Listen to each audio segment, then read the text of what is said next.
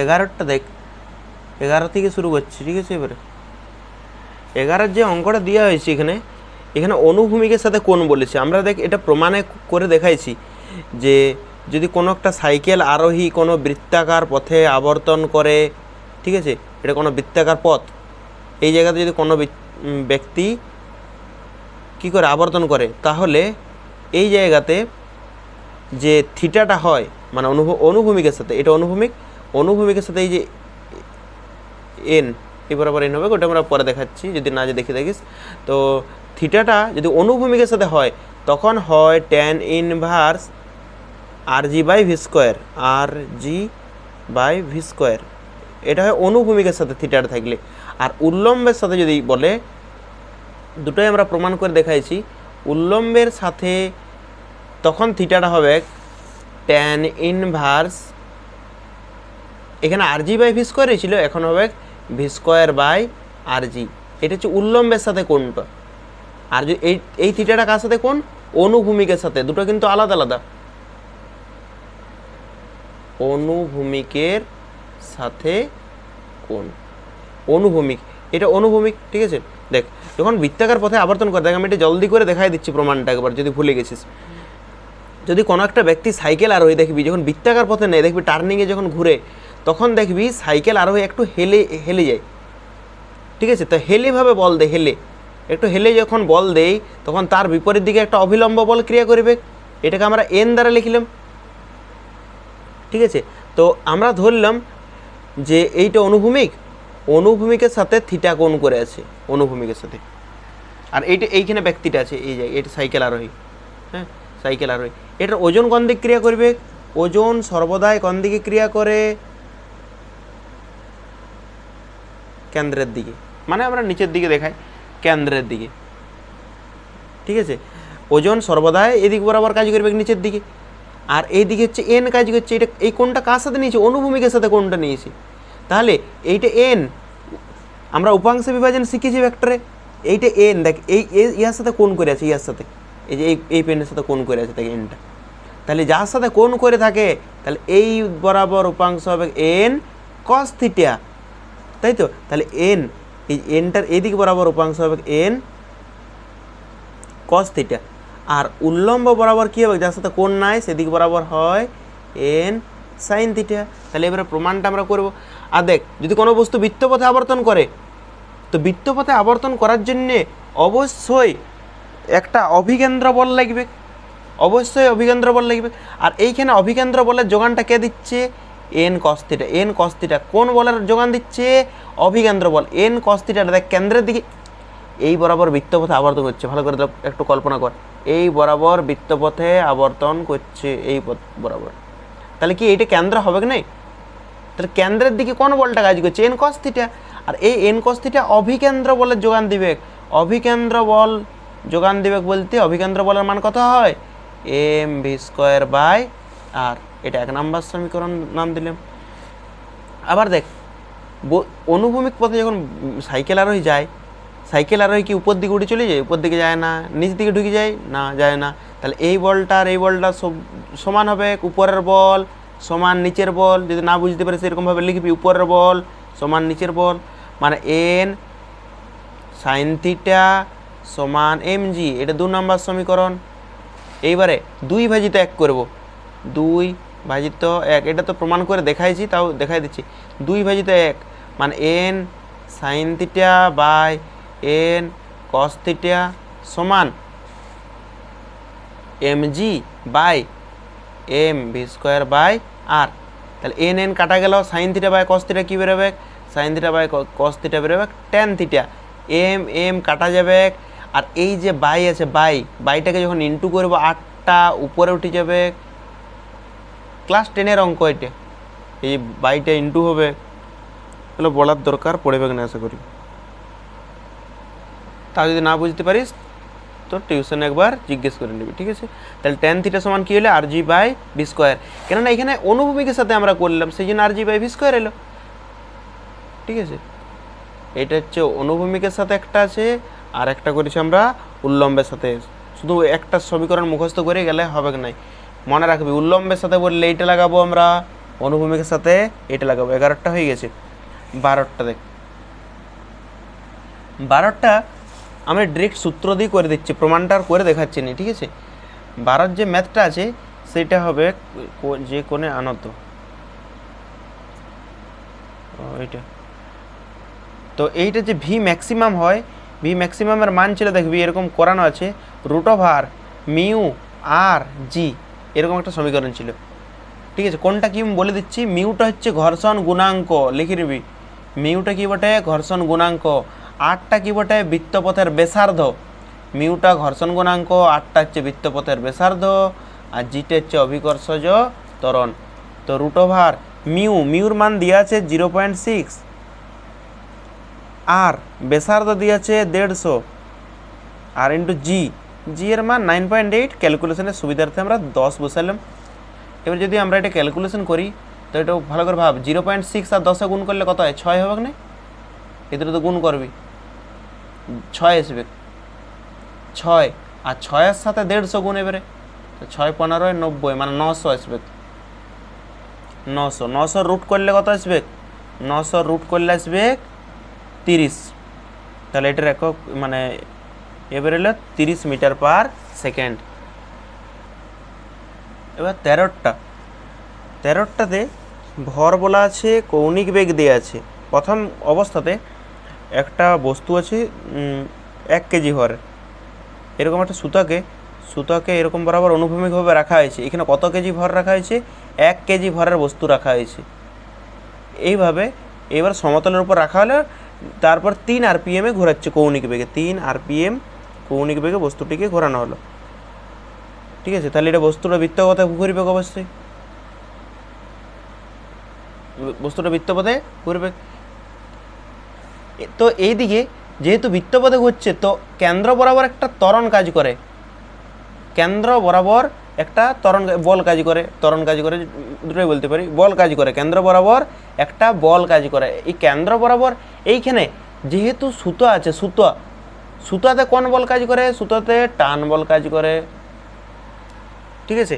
আর এইটার থেকে বাইরের দিকে, এইটার থেকে বহির্মুখে একটা বল কাজ করে, ঠিক আছে, বহির্মুখী অপকেন্দ্র বল।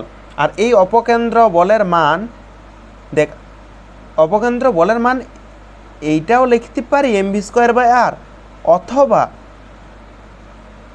m⍵²r, দুটোই লেখা যায়।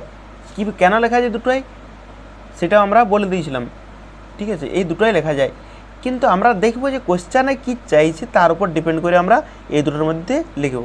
তো এইখানে যেহেতু কৌণিক বেগের কথা উল্লেখ আছে, ভালো করে শুনবি, কৌণিক বেগ, তো ভি মানে তো রৈখিক বেগ, ভি মানে হচ্ছে রৈখিক বেগ, ওমেগা মানে কৌণিক বেগ, ওমেগা মানে, তাহলে আমরা অবশ্যই এইটা কাজে লাগাবো, এইটা আমরা কাজে লাগাবো না এখন, সেই জন্য আমরা এটা আপাতত রাখছি, ঠিক আছে। দুটোই আমরা ব্যবহার করতে পারি, ঠিক আছে, এই জায়গাতে কোনো অসুবিধা নেই। এই পরবর্তী ক্ষেত্রে এইটাই টানটাকে দ্বিগুণ করা হলো, পরবর্তী ক্ষেত্রে এই যে সুতোটা আছে, সুতোটার টানটাকে 4 গুণ করা হলো। আগে কত ছিল সুতোর টান টি, এখন এই সুতোর টানটাকে 4t করা হয়েছে, মানে 4 গুণ করা হয়েছে। এবার কারো মনে হতে পারে যে আমরা টানটা এই দিকে কেন নিচ্ছি, কেননা এইটা হচ্ছে বস্তু, এটা হচ্ছে বস্তু থেকে বাইরের দিকে হয়, বস্তু থেকে বাইরের দিকে। এবার মনে হচ্ছে যে এই বাইরের দিকেও তো হতে পারতো, তো এই বাইরে তো নাই দড়ি দিয়ে কেমনভাবে বাঁধা আছে, দড়ি দিয়ে বাঁধা আছে, ঠিক আছে, এইরকমভাবে বাঁধা আছে। দেখি এটি কেন্দ্র, তো এই কেন্দ্র থেকে এইরকম বরাবর দড়ি দিয়ে বাঁধা আছে, এই বরাবর। তাহলে বাইরের দিকে কি করে কাজ করবে, এইদিকে টান তো সুতোতে কাজ করে, সুতো এইখানে আছে, সেই জন্য সুতো এইদিকে বরাবর কাজ করছে। দেখ ভালো করে ভাব একবার, এই জায়গাতে সুতো দিয়ে বাঁধা আছে এরকম 1 কেজি ভরের বস্তুটা, তাহলে সুতোতে কি কাজ করে, টান কাজ করে, সেই জন্য এই যে বস্তু, এটা বস্তু, আর বস্তু থেকে কোন দিকে কাজ করে, বস্তু থেকে বাইরের দিকে কাজ করে, তাহলে বস্তু থেকে বাইরের দিকে। এবার এই বাইরের দিকে কেন হলো নাই, কেননা সুতো নাই, সুতো তো এইটাই তো সুতো, এই তো এইখানে সুতো এটা বাঁধা আছে, তাহলে এদিকে সুতো নাই, তো সুতো বরাবর হবে বাইরের দিকে। আর এই বরাবর কি কাজ করছে, অপকেন্দ্র বল, একটা অলিক বল কাজ করে, অপকেন্দ্র বল, সেইটার মানে ω²। তো এই জায়গাতে আমরা বললাম যে টানটাকে 4 গুণ করা হয়েছে, এইখানে তো অপকেন্দ্র বল কাজ করবে এই বস্তুটার জন্য, এইখানে যে অপকেন্দ্র বল কাজ করবে সে একই রকমভাবে এম ওমেগা স্কোয়ার আর। কিন্তু একটু ভালো করে ভাব, এইখানে আগে টান ছিল তখনও দেখ ভরের তো কোনো চেঞ্জ হবে না। ভালো করে ভাব, কোনো বস্তুকে তুই বৃত্তপথে ঘোরাচ্ছিস, ভরের চেঞ্জ হয়ে যাবে? হবে নাই। তুই কোনো একটা বস্তুকে এইরকম এরকম একটা সুতা দিয়ে ঘোরাচ্ছিস, তাহলে এই সুতার দৈর্ঘ্যটা চেঞ্জ হয়ে যাবে? হবে নাই। সুতার দৈর্ঘ্যটার কোনো চেঞ্জ হবে না, মানে ব্যাসার্ধের কোনো চেঞ্জ হবে না। স্পিড বাড়াই দিলি তুই, ধর এরকম এটা একটা সুতাতে এখানে কোনো বস্তু বাঁধিছিস, বাঁধার পর স্পিড বাড়াই দিলি এটার ব্যাসার্ধর কি কোনো চেঞ্জ হবে? তাহলে ব্যাসার্ধর কোনো চেঞ্জ হবে না। আগে ব্যাসার্ধ আর ছিল, এখনও আর এই থাকবে। আগে ভর এম ছিল, এই যে বস্তুটার ভর এম, এখনও এমই থাকবে, কিন্তু বেগের পার্থক্য হচ্ছে বেগ। ওমেগা আগে ছিল ওমেগা স্কোয়ার, এখন ওমেগা ড্যাশ তার স্কোয়ার লিখলাম, এটা আলাদাভাবে বোঝানোর জন্য ওমেগা নিয়ে ড্যাশ দিল।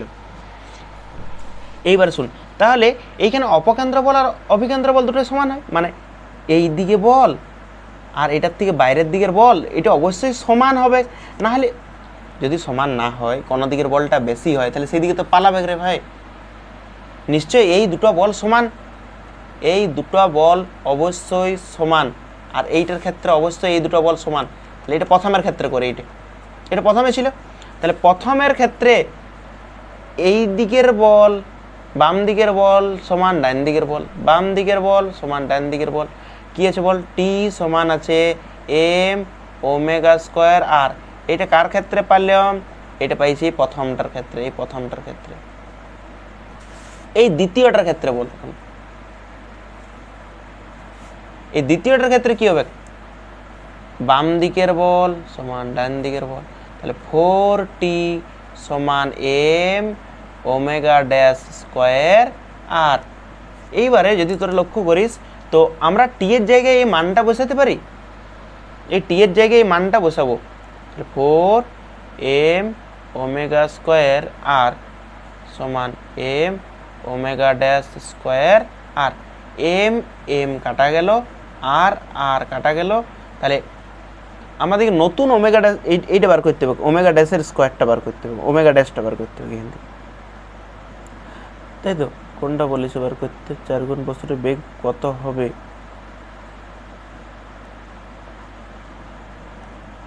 ও ওমেগা 1-এর মান দেওয়া আছে, মানে প্রথমের ওমেগাটা দেওয়া আছে, তো ওমেগা স্কোয়ার এটার মানটা দেওয়া আছে, তাহলে কী বেরোলো বল? 4, এখানে 4 পড়ে থাকলো আর এখানে ওমেগা স্কোয়ার পড়ে থাকলো, আর এদিকে কী পড়ে আছে? ওমেগা 1 মানে omega dash, sorry omega dash ছিল না, এটা 1 করে দিই, ওমেগা ড্যাশ তার স্কোয়ার, তো 4 ওমেগা স্কোয়ার। এই জায়গাতে দেখ ওমেগার মানটা দেওয়া আছে, ঠিক আছে? তাহলে 4 ওমেগা স্কোয়ার এটার মানটা দেওয়া আছে 3-এর স্কোয়ার, 4 × 3-এর স্কোয়ার। 3-এর স্কোয়ার কেন হলে 4টা 4-এ থাকলে ওমেগার স্কোয়ার, ওমেগার মান 3 দেওয়া আছে, 3 আর pm স্কোয়ার সমান ওমেগা ড্যাশ তার স্কোয়ার। বলে জায়গা কত বেরোবে? 4, এখানে 3-এর স্কোয়ার, 3-এর স্কোয়ার মানে 9, 9 4 36 সমান ওমেগা ড্যাশ তার স্কোয়ার। ওমেগা ড্যাশের মান কী বেরোবে? ওমেগা ড্যাশের মান বেরোবে 6, বেরোবে তো? এই ওমেগা ড্যাশ এটাকে বাম দিকে লিখছি, ওমেগা ড্যাশ স্কোয়ার সমান এখানে আছে 36, তাহলে ওমেগা ড্যাশের কি মান বেরোবে? ওমেগা ড্যাশ সমান √36 মানে 6, তাহলে ওমেগা ড্যাশের মান বেরোলো 6, ঠিক আছে? 6 rpm, মানে নতুন যে ওমেগা সেই ওমেগার মান হচ্ছে 6 rpm। এবার শুন 14 যে অঙ্কটা আছে সেটা ওমেগা আর আর এর মান দেওয়া আছে, রৈখিক গতিবেগ বের করতে বলা হয়েছে, রৈখিক গতিবেগ। তো এইটার রৈখিক গতিবেগের যে সূত্রটা আছে সেই সূত্রটা তোরা একবার মনে করার চেষ্টা কর। দেখ না, এরকম কোথাও আমরা পড়াইছিলাম, ভি সমান ওমেগা ক্রস আর, মানে রৈখিক বেগ সমান কৌণিক বেগ ইন্টু ব্যাসার্ধ। এটা রৈখিক বেগ লিখে লিবি, দরকার হলে যদি ভুলে গেছিস। তো রৈখিক বেগ সমান কৌণিক বেগ ইন্টু ব্যাসার্ধ, তাহলে এই জায়গাতে যে কৌণিক বেগ আর ব্যাসার্ধের এই দুটাতে কি করতে হবে, ক্রস গুণ করতে হবে। আমরা ভেক্টরে শিখাইছিলাম, ঠিক আছে। তাহলে ওমেগা ক্রস আর, তাহলে ওমেগাকে আগে লিখতে হবে। আমরা কিভাবে করব দেখ, এরকম দুটো দাগ দেব, এই জায়গাতে লিখব আই ক্যাপ, এইখানে লিখব জে ক্যাপ, এখানে লিখব কে ক্যাপ। প্রথমে কার মান লিখব, ওমেগার। ওমেগা কত আছে 3 আই ক্যাপ, তাহলে এখানে লিখব 3। তারপর আছে -4 জে ক্যাপ, তাহলে -4 লিখব জে ক্যাপের নিচে। তারপর আছে প্লাস কে ক্যাপ, তাহলে +1 সহগগুলো লিখলাম।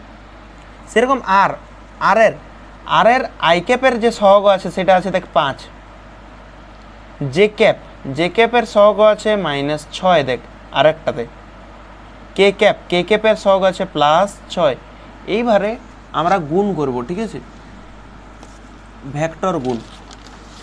এই ভেক্টর গুণ কিভাবে করতে হয়, তো ধর প্রথমে আমরা আই ক্যাপ নিলাম, ঠিক আছে, এখানে ব্র্যাকেটে কিছু একটা হবে, আমরা পরে দেখাচ্ছি কি হবে, ঠিক আছে। তারপরে নিচ্ছে জে ক্যাপ, এখানেও ব্র্যাকেট দিয়ে দিলাম আমরা, ঠিক আছে। এখানে দিলাম কে ক্যাপ, এখানেও আমরা ব্র্যাকেট দিয়ে দিলাম, ঠিক আছে। I cap J cap K cap, I cap J cap K cap, আর ব্র্যাকেটে কিছু একটা হবে, ঠিক আছে। তো এইখানের প্রথম যে নিয়ম, সেই নিয়মটা হচ্ছে এইখানে দেবো প্লাস, এইখানে দেবো মাইনাস, আর এইখানে দেবো প্লাস। একবার প্লাস একবার মাইনাস, একবার প্লাস একবার মাইনাস, ঠিক আছে, প্লাস মাইনাস নি প্লাস, ঠিক আছে, এরকমভাবে চলে। তো আমরা যখন আই ক্যাপ করবো, এইটা এরকম নিয়ম, একবার প্লাস একবার মাইনাস একবার প্লাস, ঠিক আছে, মনে রাখ এটা। এবার আই ক্যাপ যেটা থাকবে সেটা আমরা বাদ দেবো, ঠিক আছে। আই ক্যাপ কোন শ্রেণীতে আছে বল, এই শ্রেণীতে আছে আই ক্যাপ, এটা আই ক্যাপ যে শ্রেণীতে আছে সেই শ্রেণীটা বাদ দিলাম, যে রোয়ে আছে সেটাও বাদ দিলাম। এইবারে কোনাকুনি গুণ করবো আমরা, আই ক্যাপ যেটাতে থাকবে সেটা বাদ দিয়ে দিয়েছি। এইবারে কোনাকুনি গুণটা কীরকমভাবে হবে দেখ, এই আমার পেন যেদিকে যাচ্ছে দেখ, এই কোনাকুনি গুণটা আগে হবে এইটে, এই কোনাকুনি গুণটা।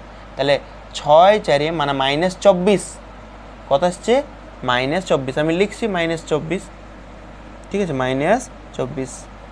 তারপরে এইটাতে গুণ করা হয়ে গেছে, তারপরে কোনটাতে গুণ হবে, এইটাতে। তাহলে 6 আর 1 6, আর মাইনাস আছে, তাহলে -6। তো এখানে আসছে -24 আগে লিখেছি, এখানে লিখবো -6। কিন্তু একটা শর্ত আছে, এই জায়গাতে বিয়োগ করতে হবে। ব্র্যাকেটের ভিতরে সবসময় মাইনাস, ব্র্যাকেটের ভিতরে দুটো সংখ্যার যে গুণ করে এলো সেইটা সবসময় মাইনাসেই করবো আমরা। এইবারে কে আছে, এইবার কার পালা, জে ক্যাপের পালা। জে ক্যাপ কোন শ্রেণীটাতে আছে, এই শ্রেণীটাই আছে, তাহলে জে ক্যাপটাকে বাদ দিলাম, এই শ্রেণীটা জে ক্যাপটা বাদ দিলাম। কোন রয়ে আছে সেটাকেও বাদ দিলাম আমরা, মানে জে ক্যাপ যেখানে যেখানে থাকবে সেটা বাদ দিয়ে দেবো, সে লাইনটা। এবার কোনাকুনি গুণটা দেখ, কোনাকুনি গুণটা অবশ্যই এইটার সাথে এইটার গুণ হবে, এইটার সাথে এইটা। 6 3 18, তাহলে 6 3 হয় 18 লিখলাম। এই গুণটা আগে করেছি দেখ আমরা, এই গুণটা। তারপর কোন গুণটা করব আমরা, এই দিকের গুণটা। 5 1 5, 5 1 5, তাহলে আগে হয়েছিল 18 আর এখন হচ্ছে 5, কিন্তু মাঝে কি দেবো আমরা সবসময় মাইনাস, ব্র্যাকেটের ভিতরে কিন্তু সবসময় মাইনাস। এবারে কার পালা, কে ক্যাপের পালা। দেখি কে ক্যাপ কোন কলামে মানে কোন শ্রেণীতে আছে, এই জায়গাতে, ঠিক আছে। কোন রোয়ে আছে, এই বরাবর। কেমনভাবে গুণটা আমরা আগে করব, এই বরাবর গুণটা আমরা আগে করব। তাহলে 3 আর -6 যদি গুণ করা হয়, 3 আর -6 যদি গুণ করা হয় তাহলে আসবে -18। আমি লিখলাম -18। এইবার এইটাতে গুণ করা হলো, তারপর কি করব আমরা, এইটাতে গুণ করার পর এইটাতে গুণ। 5 4 20, -20, তাই তো, মাইনাস আছে, তাহলে অবশ্যই এখানে কি বেরোবে -20। কিন্তু এই দুটোর মাঝে কি দেবো আমরা, মাইনাস, তাই তো, ব্র্যাকেটের ভিতরে সবসময় মাইনাসই হয়। এইবার দেখি কত আসছে, মাইনাসে মাইনাসে প্লাস, মানে এখানে আসবে -18 -18 আসবে। এবারে যোগ বিয়োগ গুণ ভাগ এটুকু তো পারবি, এটুকু আশা করাই যায় তোদের কাছ থেকে। 18 থেকে 5 গেলে হয় 13, -13 প্লাস এখানে +20 +2 ঠিক আছে। তাহলে এটা আমাদের 14টা অ্যান্সার হচ্ছে সি এরটা, ঠিক আছে। 14 অ্যান্সার হবে সি। এটা যদি ভেক্টর গুণ শিখেছিলি আমার কাছে তাহলে আশা করছি সহজেই হয়ে যাবে। এইবার 15টা, ঠিক আছে। 15 যে অঙ্কটা আছে, ঘড়ির মিনিটের কাটা আর ঘন্টার কাটার কৌণিক বেগের অনুপাত। তো কৌণিক বেগের অনুপাত, কৌণিক বেগ সমান কি? কৌণিক বেগ ওমেগা, এই ওমেগা সমান হয় কি হয় 2π/t হয় না? ওমেগা সমান হয় 2π/t, টি মানে হচ্ছে টাইম পিরিয়ড। এইবারে ঘন্টার কাটার আর মিনিটের কাটা, প্রথম বলেছি মিনিটের কাটা, মিনিটের কাটার পর্যায়কাল কত? মিনিটের কাটার পর্যায়কাল, পর্যায়কাল মানে কি? পর্যায়কাল বা টাইম পিরিয়ড মানে ধর একটা ঘড়ি আছে, ঠিক আছে। ঘড়িতে এই 12 থেকে সবাই বোঝায়, তাহলে 12 থেকে বুঝতে সুবিধা হয় ঘড়ি যখন শিখেছিলি, ঠিক আছে। দেখ এইটা হচ্ছে মিনিটের কাটা, এইটা হচ্ছে মিনিটের কাটা। এবার 12 থেকে চলতে শুরু করলো, 12 থেকে চলতে শুরু করলো, আবার 12তেই আসতে কতক্ষণ লাগবে? ভালো করে ভাব। মিনিটের কাটাটা আমরা বলছি, ঘন্টার কাটা কিন্তু বলি না এখন। মিনিটের কাটা, মিনিটের কাটা 12 থেকে আছে, 12 থেকে যখন পুরা পাক ঘুরিয়ে আবার 12তেই আসবে, তখন পর্যায়কাল হচ্ছে 1 ঘন্টা।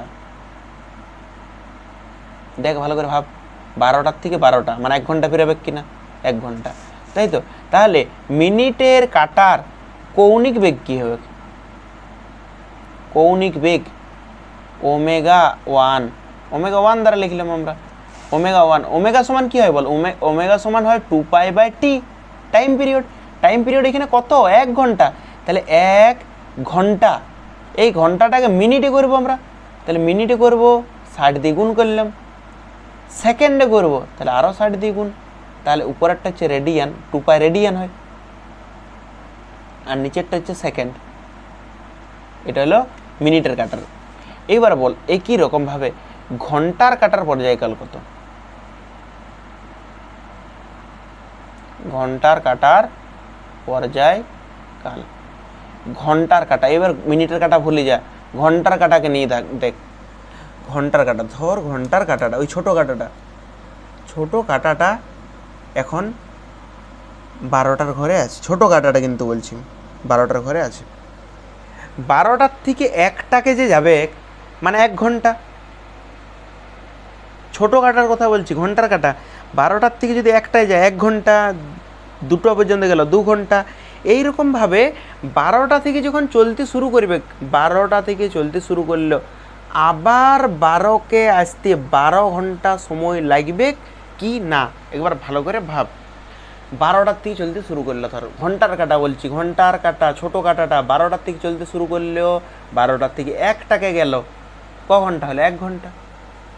এইরকমভাবে 12টা থেকে চলতে শুরু করে আবার 12টাতেই যদি ফেরত আসে তাহলে 12 ঘন্টা লাগবে। একবার ভালো করে একটু বিচার বিশ্লেষণ করে দেখ, ঘন্টার কাটার কৌণিক বেগ কি হবে? কৌণিক বেগ ওমেগা 2 সমান, ওমেগা সমান কি হয়? ওমেগা সমান 2π/t, 2π/t টাইম পিরিয়ড। এখানে টাইম পিরিয়ড কত? 12 ঘন্টা। তাহলে ঘন্টাটাকে মিনিটে করতে হলে 60 দিয়ে গুণ, মিনিটে হলো, এবার মিনিট থেকে সেকেন্ড করব আমরা, এটাকে আরও 60 দিয়ে গুণ, তাহলে 2πটা কি বটে? রেডিয়ান বাই নিচে এটা কিসে করলাম আমরা? সেকেন্ডে। এইবার বলেছে এইটা হচ্ছে মিনিটের কাটার কৌণিক বেগ, এটা হচ্ছে ঘন্টার কাটার কৌণিক বেগ, এই দুটোর অনুপাত বার করতে, মানে ওমেগা 1 আর ওমেগা 2 এর অনুপাত বার করতে।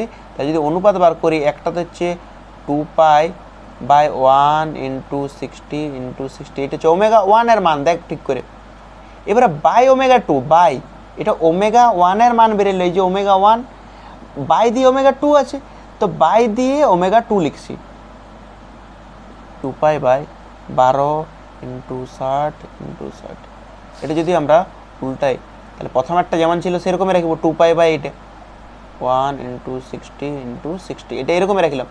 এই যে বাইটা আছে না, এই বাইটাকে ইন্টু করলাম, তাহলে ইন্টু করলে এই যে পুরো পার্টটা উল্টে যাবে, 12 × 60/2π। এবার কাটাকাটি করতে জানিস, 2π কাটা গেল, 60 কাটা গেল, 12 কাটা গেল আবার, তাহলে উপরে থাকলো 12, তাহলে ওমেগা 1/ওমেগা 2, ওমেগা 1/ওমেগা 2, এদিকে থাকছে কে পড়ে 12 আর নিচে থাকছে কত পড়ে 1, তাহলে ওমেগা 1 আর ওমেগা 2 এর অনুপাত কত বেরোলো 12:1। ঠিক আছে, এইবারে হচ্ছে 16টা দেখা যাক।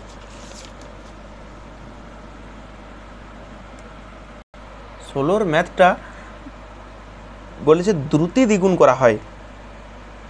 দেখ, দ্রুতি আর বেগের মধ্যে একটুই পার্থক্য, সেটা হচ্ছে বেগ হচ্ছে ভেক্টর রাশি আর দ্রুতি হচ্ছে স্কেলার রাশি। যেমন আমি যদি বলি আমি 50 কিমি/ঘন্টা বেগে চালাচ্ছি, 50 কিমি/ঘন্টা বেগে চালাচ্ছি, কোনো দিকের কথা উল্লেখ নাই, শুধু স্পিডের মানটা বলছি, আমার স্পিডটা বলছি, আমি শুধু স্পিড যে 50 কিমিতে চালাচ্ছি আমি, কিন্তু আমি দিক বলিনি। এইটা হচ্ছে দ্রুতি, এই স্পিডটাই হচ্ছে দ্রুতি। আমি বললাম 50 কিমি/ঘন্টা বেগে চালাচ্ছি, এটা স্পিড, যেটা বাংলাতে দ্রুতি বলে। কিন্তু আমি যদি বলে দিই যে আমি পূর্ব দিকে 50 কিমি/ঘন্টা বেগে চালাচ্ছি, তখন কিন্তু এটা দ্রুতি নয়, এটা বেগ। ঠিক আছে, তো যাই হোক, এখানে বেগের কথা বলা হয়েছে, যেহেতু মানের কথা বলা হয়েছে তো আমরা মান নিয়ে করছি। এখানে ত্বরণের অনুপাত বের করতে বলেছে, বৃত্তীয় পথে ঘুরছে। ঠিক আছে, বৃত্তীয় পথে ঘুরছে, তো ত্বরণের মান, তো আমরা এটা দেখতে জানি কি না, অভিকেন্দ্র ত্বরণের কথাই বলা হয়েছে এখানে কিন্তু অভিকেন্দ্র ত্বরণের কথাই বলা হয়েছে। ঠিক আছে, অভিকেন্দ্র ত্বরণের কথা বলা হয়েছে, বৃত্তীয় পথে ঘুরছে, তার মানে অভিকেন্দ্র ত্বরণ। অভিকেন্দ্র বলের মান কি হয়? অভিকেন্দ্র বলের মান হয় mv²/r, অভিকেন্দ্র বলের মান হয়, বা অপকেন্দ্র বলেরও মান হয় অবশ্যই। ঠিক আছে, তো এফের জায়গায় বলতো আমরা এরকম লিখতে পারি, এফের জায়গায় এফ সমান কি হয় ma, নিউটনের সেকেন্ড সূত্র 9 পড়েছিস মনে করে দেখ, এফ সমান ma, এফ সমান ma সমান mv²/r, m কাটা গেল, এ সমান কি বেরোবে বল, এ সমান হচ্ছে v²/r, এ সমান হচ্ছে v²/r, এটা হচ্ছে সূত্রটা। এইবার বলা হয়েছে যে দ্রুতি দ্বিগুণ করা হলো, তাহলে প্রথম ক্ষেত্রে দেখা যাক, আমরা a1 দিলাম। প্রথম ক্ষেত্রে তো দ্রুতি দ্বিগুণ করা হয় না, প্রথমে কিছু একটা দ্রুতি থাকবে। প্রথম ক্ষেত্রে a1 এর মান হচ্ছে v²/r। এইবারে দ্রুতি দ্বিগুণ করা হলো, দ্রুতি দ্বিগুণ করা হলে এখন যে ত্বরণ সেটার নাম দিলাম a2 v²/r। আগে ভি ছিল ভি এর স্কোয়ার/r লিখেছি, এখন দ্রুতিটাকে দ্বিগুণ করা হয়েছে, তাহলে 2v তার হোল স্কোয়ার হবে না? ব্যাসার্ধের কোনো পরিবর্তন হয় নাই, কি করে বুঝলাম? অঙ্কটা বলা নেই। আর এখানেও আর, এইখানে দেখ কি ছিল, ভি এর স্কোয়ার/r, আগে ছিল ভি এর স্কোয়ার/r, কিন্তু এখন বলেছে দ্রুতিটাকে দ্বিগুণ করা হলেও, তাহলে ভিটা কত হয়ে গেছে 2v, দ্বিগুণ হয়েছে তার স্কোয়ার, তাহলে ত্বরণের মান কত বেরোবে, a2 এর মান কত বেরোচ্ছে 2v, মানে 4v²/r। এটা হচ্ছে a2 এর মান, আর এটা হচ্ছে a1 এর মান। তাহলে এইটাতে যদি বলা হয় যে অনুপাত বের করতে, ঠিক আছে, দ্বিতীয় ও প্রথম ক্ষেত্রের বলেছি, অনুপাতটা দেখবি ঠিক করে। ঠিক আছে, এখানে কোশ্চেনে দেখ বলেছে দ্বিতীয় ও প্রথম ক্ষেত্রের অনুপাত, দ্বিতীয়টা প্রথমে নিতে বলেছি, তাহলে এইটা দ্বিতীয়, তাহলে a2/a1 অনুপাত বার করতে বলেছে আমরা বাই, তাহলে a2 এর মান কত বল, a2 এর মান হচ্ছে এটা, বসাই দিচ্ছি এটার মান বসিলাম বাই বাই দিলাম, কি আছে নিচে a1, a1 এর মান কত ভি স্কোয়ার বাই আর। এবার যদি এটা কাটাকাটি করি, আগে এটা পুরোটা লিখি 4v square by R, 4v square by R লিখলাম। এই যে এই বাইটাকে ইন্টু করলাম, ইন্টু করলে কি হয়, ইন্টু করলে উল্টে যায়, ভি স্কোয়ার বাই আর ছিল সেটা আর বাই ভি স্কোয়ার হয়ে যাবে, আর আর কাটা গেল, ভি স্কোয়ার কাটা গেল, তাহলে a2 বাই a1 কত অনুপাত কত বেরোচ্ছে, a2 a1 4:1, 4:1। এইখানে দেখ কি ভুল হয়, দ্বিতীয় ক্ষেত্রটা আগে নিতে বলেছি, সেটা ভালো করে পড়তে হবে, না হলে তুই যদি দ্বিতীয়টা প্রথমে না লিখতিস তাহলে 1:4 বেড়ে যেত। এখানে অঙ্কতে বলা আছে যে দ্বিতীয় ক্ষেত্র ও প্রথম ক্ষেত্র, তাহলে দ্বিতীয় ক্ষেত্রটা আগে তারপর প্রথম ক্ষেত্র, সেই জন্য 4:1 আসলো, কিন্তু ভুল হয় 1টা আগে নিয়ে নেয় অনেকেই, ঠিক আছে 16টা। এবার হচ্ছে 17টা, 17টাতে পূর্ণ আবর্তন করে তার অসহ ভার কত, কটা আবর্তন করে 231টা, তাহলে আগে আমরা কৌণিক বেগটা বার করি। 17টা কৌণিক বেগ,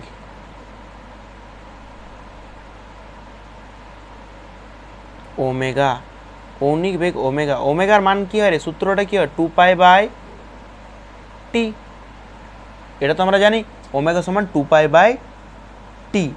এবার একটা আবর্তনে 2π, একটা আবর্তনে 2π, এইখানে কটা আবর্তন করেছে 231টা, তাহলে একবার ধর কোনো বস্তু একটা বৃত্তপথে আবর্তন করলো, একটু ভালো করে ভাব, একটা বস্তু বৃত্তপথে আবর্তন করলো, তাহলে কেন্দ্রে কত উৎপন্ন হয়, 360 ডিগ্রি হয় না, বৃত্তের কেন্দ্রে কত ডিগ্রি কোণ হয় 360, 360 মানেই তো 2π, 360 মানে 2π নয়, পায়ের মানে 180,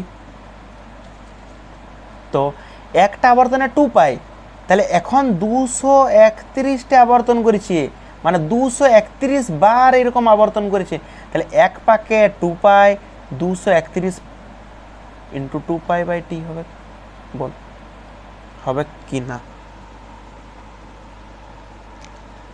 একটু ভালো করে ভাব। ও টি এর মানটা কৌণিক বেগ না বার করলেও হতো, কৌণিক সরণটা বের করলেও না না না করতে, ঠিক আছে ঠিক আছে। তো এই জায়গাতে একটা পাকে আবর্তন করে 2π, একবার যদি কোনো বস্তু বৃত্তপথে আবর্তন করে একবার, তাহলে কত কোণ করে 2π, এখানে 231 পাক করেছি, তাহলে একবার ঘুরলে 2π, দুবার ঘুরলে 2 × 2π, তিনবার ঘুরলে 3 × 8, 4 পাক ঘুরলে 4 × 8, 5 পাক ঘুরলে 5 × 8, ঠিক আছে, তাহলে 231 পাক ঘুরছি, তাহলে 231 × 2π। আর এই যে টাইমটা দেখ বলা আছে 1 মিনিট, টাইমটা বলা আছে 1 মিনিট, মিনিটটাকে কিসে করতে হয় সেকেন্ড, তাহলে আমরা 1 মিনিট সমান 60 সেকেন্ড লিখলাম, কেননা নিচে টাইম ছিল, তাহলে 1 মিনিট সেকেন্ড 60 সেকেন্ড লিখলাম, আর উপরে অবশ্যই রেডিয়ান ছিল। এটা কার মান বেরোলো বলতো, ওমেগার মান বেরোলো, এটা দেখ একদম সহজ জিনিস, ওমেগা সমান 2π/t, একটা পাকে 2π, 231 পাকে 231 ইন্টু 2π বাই সময়, 1 মিনিট মানে 60 সেকেন্ড, ঠিক আছে। এখানে কি বলা হয়েছে যে একটা সুতো বেঁধে ঘোরানো হলো, এত ভরের 0.12 কেজি ভরের একটা বল আছে, আর 0.5 মিটার লম্বা একটা তার আছে, ঠিক আছে। তো তারপর অসহ ভার কত হবে, ধর একটা বস্তুকে এরকম বৃত্তপথে ঘোরানো হচ্ছে, এইখানে এই জায়গার থেকে দড়িটা এতদূর পর্যন্ত বিস্তৃত, এইটা দড়ি, এই যে ব্লু কালার লিখলাম এইটা দড়ি, এই যে এরকম আলাদা করে দিচ্ছি, এইটা হচ্ছে দড়ি। এইখানে কত ভর বাঁধা আছে, এখানে ভর বাঁধা আছে 0.12 কেজি, এইটা দড়ি, হ্যাঁ। তাহলে দড়িতে এটা বস্তু থেকে এই দিক বরাবর একটা টান কাজ করবে, আর বস্তু থেকে বাইরের দিকে অপকেন্দ্র বল কাজ করে এই দিক বরাবর বৃত্তপথের বাইরে, আর এই অপকেন্দ্র বলের মান হয় m ওমেগা² ইন্টু আর, কিন্তু এইখানে আর মানে ব্যাসার্ধ, তাহলে ব্যাসার্ধ বলতে দেখ না দড়িটার দৈর্ঘ্যই বুঝাচ্ছি কিনা ভালো করে ভাব, এখানে ব্যাসার্ধ কোনটা, এই তো দড়ি, ব্লু কালারে এরকমভাবে লিখলাম আমরা, এইটাই তো দড়ি, আর এই দড়িটাই তো ব্যাসার্ধের কাজ করছে। তো এইখানে দেখ, এই বাম দিকের বল আর ডান দিকের বল সমান হবে, ডান দিকের বল আর বাম দিকের বল সমান। তাহলে দেখ না আমরা এরকম লিখতে পারি টি সমান এম ওমেগা স্কোয়ার ইন্টু আর। অসহভার মানে কি? অসহভার মানে হচ্ছে দড়িতে সর্বাধিক টান, দড়িতে যে ম্যাক্সিমাম টান, সে ম্যাক্সিমাম টানের কথা বলা হয়েছে। তাহলে টি ম্যাক্সিমামের মান বেরোচ্ছে এম ওমেগা স্কোয়ার ইন্টু আর, এম ওমেগা স্কোয়ার ইন্টু আর। তাহলে আমরা এটা সূত্রে ফেলাবো, মানে মান বসাবো। এম এর মান দেখ দেওয়া আছে 0.12 বসালাম। ওমেগার মান আমরা এখনই বার করলাম 231 ইন্টু 2π/60 তার স্কোয়ার ইন্টু ওমেগার স্কোয়ার হলো ইন্টু আর। আর ব্যাসার্ধ বলতে দড়িটার দৈর্ঘ্যকেই বোঝানো হয় 0.5। ঠিক আছে, এইবারে এইটা তোরা ক্যালকুলেশন করে বার করবি। ঠিক আছে, এইটা ক্যালকুলেশনটা আমি করে দিচ্ছি নেই। এবারে যোগ বিয়োগ গুণ ভাগ করে যেমন করে হোক এটা করার চেষ্টা করবি। ঠিক আছে, আপাতত ক্যালকুলেটার ইউজ করলেও পরীক্ষাতে তো ইউজ করতে পাবি না, সেটাও মাথায় রাখবি। এইটার যে উত্তর আসবে মানে ডিএরটা আসবে অবশ্যই উত্তর। এবার শুন 18টা এখানে বলা হয়েছে যে একটা বস্তুকণা স্থির কৌণিক বেগ নিয়ে ঘুরছে, স্থির কৌণিক বেগে ঘুরছে। তাহলে দেখ ভালো করে ভাববি, হ্যাঁ, যদি কোনো বস্তু বৃত্তপথে আবর্তন করে, কোনো বস্তু বৃত্তপথে আবর্তন করে, তার বেগের পরিবর্তন হয় না হয় না? এটা কেন্দ্র, এটা হচ্ছে কেন্দ্র, লিখিয়ে দিই। কোনো বস্তু যদি বৃত্তপথে আবর্তন করে তাহলে তার বেগের মানটাই কি থাকে? এখানেও 20 স্পিডে ঘুরছে, এখানেও 20, এখানেও 20, এখানেও 20, প্রত্যেকটাতে হয়তো 20 করে ঘুরছে, কিন্তু দিকটা ভালো করে দেখ। এই জায়গাতে কোন দিক বরাবর যাবে বল? এই দিক বরাবর। এইখানে কোন দিকে যাচ্ছে? নিচ দিকে। এখানে আবার কোন দিকে যাচ্ছে? এই দিকে। উপর দিকে। প্রতিটা মুহূর্তে দেখ বেগ চেঞ্জ হচ্ছে, একটু ভালো করে ফিল করার চেষ্টা করে এটা। ঠিক আছে, আমরা ধরে নিলাম যে বস্তুটা এই বরাবর ঘুরছে ঘড়ির কাঁটার বিপরীতে। যদি এদিক ঘুরে দেখ, এই জায়গাতে বস্তু আছে, দেখ আমার পেনের যে নিপটা আছে কোন দিকে যাচ্ছে? দেখ ডান দিক থেকে বাম দিকে। ঠিক আছে, ডান দিক থেকে বাম দিকে গেলে এইবারে দেখ, এবারে বস্তু কোন দিকে যাচ্ছে? দেখ নিপটা কোন দিকে যাচ্ছে? দেখ নিচের দিকে, এখন গেল নিচে। তারপরে এই জায়গাতে বস্তু কোন দিক যাচ্ছে? দেখ বাম দিক থেকে ডান দিকে।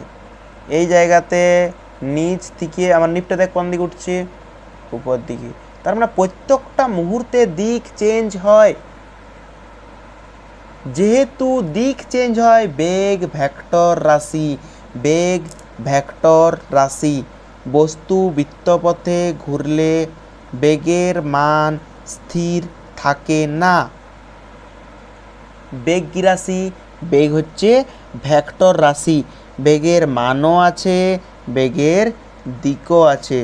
তাহলে বেগকে ধ্রুবক রাখতে হলে বেগের মানকেও ধ্রুবক রাখতে হবে আর দিককেও ধ্রুবক রাখতে হবে। কিন্তু যদি কোনো বস্তু বৃত্তপথে ঘোরে, তাহলে কিন্তু বেগ স্থির থাকে না। তাহলে যেহেতু বেগ ধ্রুবক থাকে না, তাহলে ভরবেগও ধ্রুবক থাকবে না। কেননা ভরবেগ মানে কি? ভর ইন্টু বেগ। ভরবেগ মানে হচ্ছে ভর ইন্টু বেগ। তাহলে ভরবেগকে যদি ধ্রুবক থাকতে হয়, তাহলে ভরকেও ধ্রুবক থাকতে হবে, বেগকেও ধ্রুবক থাকতে হবে। ভর তো ধ্রুবক থাকে, কিন্তু বেগটা ধ্রুবক থাকে না।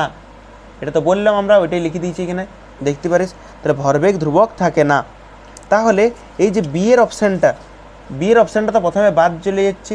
শক্তি ও ভরবেগ উভয়ই ধ্রুবক থাকে, ভরবেগ ধ্রুবক থাকে না। সি এরটা ভরবেগ ধ্রুবক থাকেই না। ঠিক আছে, কিন্তু শক্তি সংরক্ষণ থাকে। শক্তি দেখ, আমাদের ফিজিক্সে শক্তি, ভর, এই সূত্রগুলো কিন্তু মানে চলতেই হবে। ঠিক আছে, শক্তি সংরক্ষণ সূত্রকে অমান্য করা চলবে না। তাহলে শক্তি সংরক্ষণ সূত্র কিন্তু মেনে চলে। ঠিক আছে, তাহলে এটা অবশ্যই এক একটা হবে শক্তি সংরক্ষণ সূত্রকে মেনে চলে। এবার পরেরটা দেখ, একটা ফ্লাইহুইল প্রতি মিনিটে 360 বার পূর্ণ আবর্তন করে, তাহলে কৌণিক দ্রুতি কত? আগে কৌণিক বেগটাই বের করি। কৌণিক বেগ আর দ্রুতির একটাই পার্থক্য, কিসের পার্থক্য? দিক। দ্রুতির দিক থাকে না, বেগের দিকটাও থাকে। দ্রুতির ইংরেজি কিন্তু স্পিড, বেগের স্পিড দ্রুতি নয়, এই বেগের স্পিড বেগের স্পিড, এই বেগের স্পিড মানে হচ্ছে দ্রুতি, স্পিড মানে হচ্ছে দ্রুতি। আর বেগের ইংলিশ টার্মটা হচ্ছে ভেলোসিটি, ভেলোসিটি মানে বেগ। ঠিক আছে, স্পিড মানে কিন্তু বেগ নয়, এটা ভুল ধারণা। স্পিড মানে দ্রুতি, স্পিড মানে দ্রুতি, ভেলোসিটি মানে বেগ। ঠিক আছে, এই জায়গাতে বলা হয়েছে কৌণিক দ্রুতি বের করতে, তাহলে আমরা আগে কৌণিক বেগটাই বের করি। ওমেগা সমান কি হয়? 2π/t, তাই তো, 2π/t। একবার আবর্তনে কত করে? 2π। এক আবর্তনে কত করে? একটা আবর্তনে করে 2π। লিখিয়ে দিই, এক আবর্তনে কত পাক ঘোরে? 2π। কত আবর্তন বলেছি? 360 আবর্তনে 360 ইন্টু 2π। ঠিক আছে, তাহলে আমরা এটার থেকে না করে কোনো অসুবিধা নেই এতদূর পর্যন্ত। তাহলে দেখ, আমরা এটা জানি কি না, কৌণিক বেগ সমান কৌণিক সরণ বাই সময়। ওইটা দ্বারা করলেও হয়ে যেত, এরকম নাই যা হবে না। কৌণিক সরণ, কৌণিক সরণ, সরণের মান কত? এইটা, এই তো এত কোণ করছে, এটাই তো কৌণিক সরণ। 360 ইন্টু 2π, এটা তাহলে কৌণিক সরণ বাই কি আছে? সময়।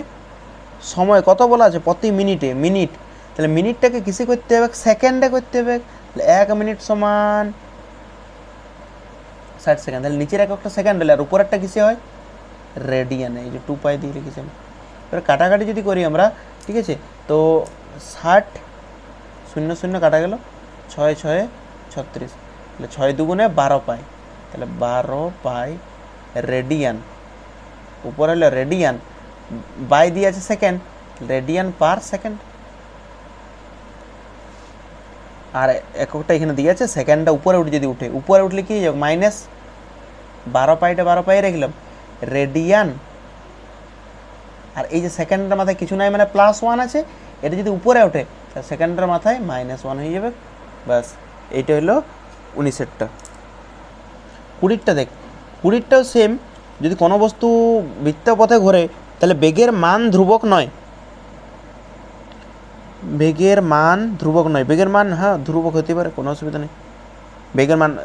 বেগের মান বলেছি, কিন্তু বেগ বলে নাই, ভালো করে লক্ষ্য করতে হবে। বেগের মান মানে দ্রুতিই তো, দ্রুতি ধ্রুবক থাকতে পারে। মানে ধর এই জায়গায় কোনো বস্তু বৃত্তপথে আবর্তন করছে, 20টা। কোনো বস্তু যদি বৃত্তপথে আবর্তন করে, ঠিক আছে, বৃত্তপথে আবর্তন করছে, তাহলে বৃত্তপথে একই স্পিডে আবর্তন করতেই পারে। যদি মনে হয় যে এইখানে 20 স্পিডে চালাবো, এটা জায়গা তো 20, এই জায়গা তো 20, স্পিডে চালাতেই পারে।